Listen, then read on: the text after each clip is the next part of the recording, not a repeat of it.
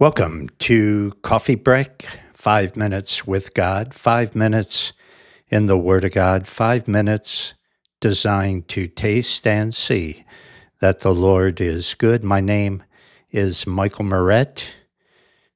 Ephesians 4, verse 31, let all bitterness and wrath and anger and clamor and evil speaking be put away from you with all malice.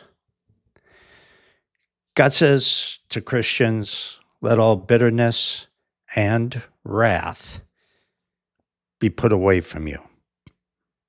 Wrath. Wrath is a quick-hitting outburst of anger.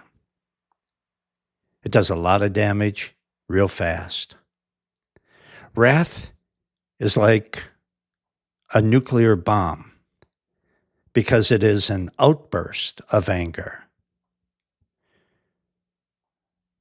I had a boss many years ago, and when he hired me, he said, I've got a temper, and I explode, but I get over it. And I thought, yeah, just like an atom bomb. An explosion of anger for somebody, even though it's very short, is wrath, but it can do a whole lot of damage.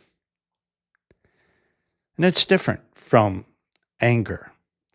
Regular anger is slow and it's persistent. Wrath is an explosion of anger, doesn't take long. Anger is more of a persistent, slow release of anger. Anger may not be as noticeable as wrath, but it's just as sinful and it's just as damaging. It's long term. Then you have clamor, which God says, stay away from clamor. Clamor is kind of close to wrath and anger. Clamor is making a big deal out of some violation of our perceived rights.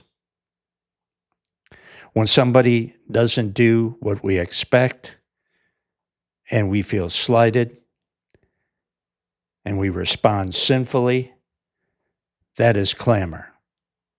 And there is certainly no place for that in a Christian's life.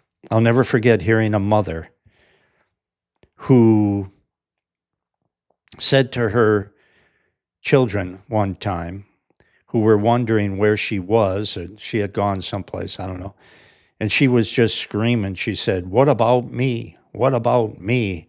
And I thought, how distasteful is that? That's one thing a Christian should never say, is what about me? That's that's a form of clamor where you feel slighted and you respond sinfully, selfishly. And then he says, get rid of evil speaking. And this comes in several new flavors, evil speaking. There is a straightforward method, like saying that Jesus is the devil. That's easy to recognize. That's evil speaking. And then there's the subtle way, like when somebody says, now, I don't want to say anything bad about so-and-so, but then they say it anyway. And they try to sound so sweet, as they speak evil of that person. And unlearned, silly, irresponsible people buy into it.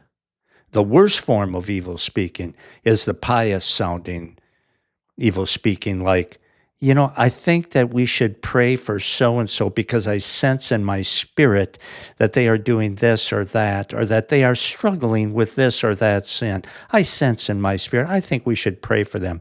You know what? That's evil speaking. That's what it is. And it's gossip, and it's meddling, and it's a whole bunch of sinful garbage, and it's terrible because it comes under the guise of piety. I mean, if you suspect that somebody is sinning, then, like the Bible teaches, you ought to go talk to them face to face in a humble way, one-on-one. See you next time on Coffee Break.